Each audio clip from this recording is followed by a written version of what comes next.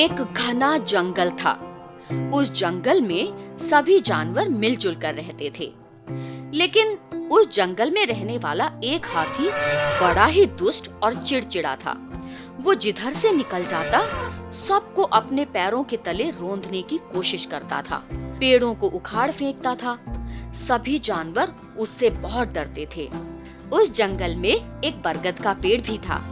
उस पेड़ पर एक गौरैया ने अपना घोंसला बना रखा था। गौरैया और उसके पति के अलावा उस पेड़ पर और भी कई जानवर रहते थे, जैसे बंदर, गिलहरी और कठफोड़वा। काफी सारे जानवर उस पेड़ पर रहते थे।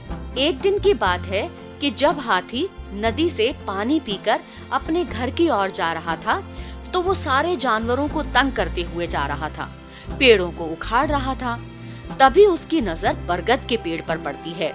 वो कहता है, बहुत बड़ा पेड़, इसे तो मैं यूं उखाड़ दूंगा। और वो उसे अपनी सूंड से उखाड़ने की कोशिश करता है। अपने शरीर को पेड़ पर जोर जोर से रगड़ता है।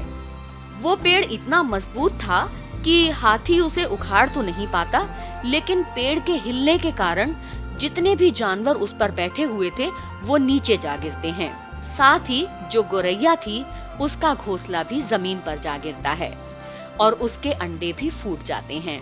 चिड़िया बहुत दुखी हो जाती है और रोने लगती है। उसके रोने की आवाज सुनकर बाकी जानवर भी वहां पर आ जाते हैं।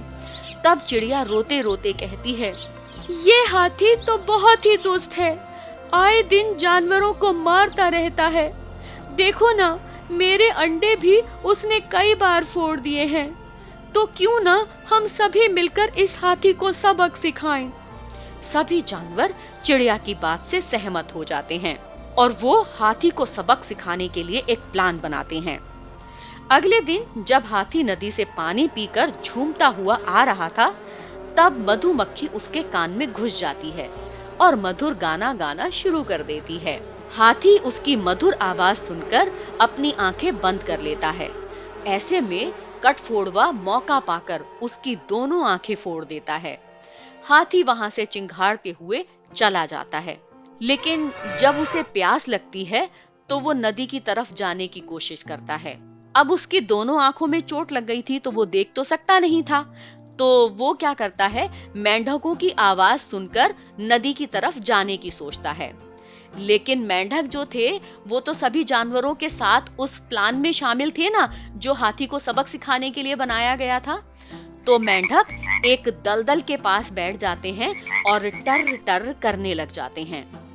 हाथी जब नदी की तरफ जाने लगता है, तो उसे मेंढक की आवाज जिधर से आती है, वो उस तरफ चलने लग जाता है।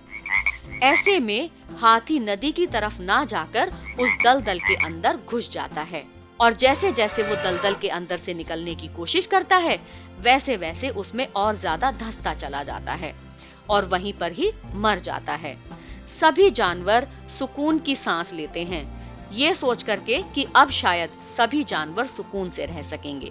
तो बच्चों, इस कहानी से हमें सीख मिलती है कि मुसीबत चाहे कितनी भी बड़ी क्यों ना हो, लेकिन अगर सब मिलजुल कर उसका एक साथ डट कर मुकाबला करें, तो सफलता जरूर मिलती है। तो बच्चों, कैसी लगी आपको मेरी ये कहानी? मुझे कमेंट बॉक्स में लिख करके जरूर बताना। हमारे वीडियो को लाइक करें, शेयर करें और बचपन चैनल को सब्सक्राइब करें।